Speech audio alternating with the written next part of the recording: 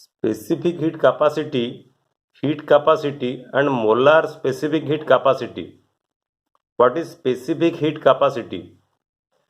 We know quantity of heat required to warm a given substance depends upon the mass of the substance m, change in temperature delta T, and nature of the substance. This is from experiment. So mathematically you can write delta Q, that is the amount of heat given to the substance, is proportional to m, proportional to delta T. So delta Q is equal to S m into delta T.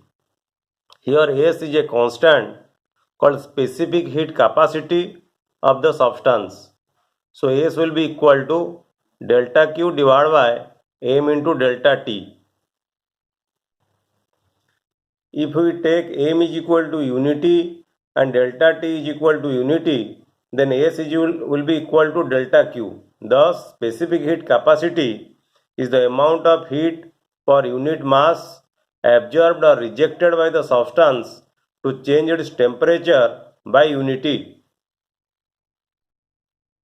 The unit of specific heat capacity. Since the unit of Q is joule, the unit of mass is kg in SI, and the unit of temperature is Kelvin. So SI unit of specific heat capacity is joule, kg inverse, Kelvin inverse.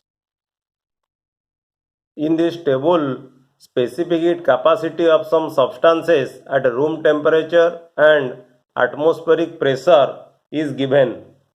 We note that water has the highest specific heat capacity compared to other substances. For example, for aluminum, the specific heat capacity is 900 joule kg inverse Kelvin inverse, like this. If you compare these specific heat capacities of different substances like aluminum, copper, carbon, lead, silver, tungsten, water, ice, glass, iron, kerosene, edible oil and mercury, if you compare it, you will find that water, the specific heat capacity of water is maximum as compared to other substances. It is 4186 joule kg inverse Kelvin inverse. For this reason, water is used as a coolant in automobile radiators. Water is also used as a heater in hot water bags because the specific heat of water is more as compared to other substances. You might have observed that in desert areas, earth's surface warms up quickly during the days and cools quickly at night. You will also observe that wind from the sea has a cooling effect because water warms up much more slowly than land during summer. Then what is heat capacity? If instead of taking unit mass of the substance, if you take whole mass of the body or substance, the heat capacity will be called the specific heat capacity will be called the heat capacity.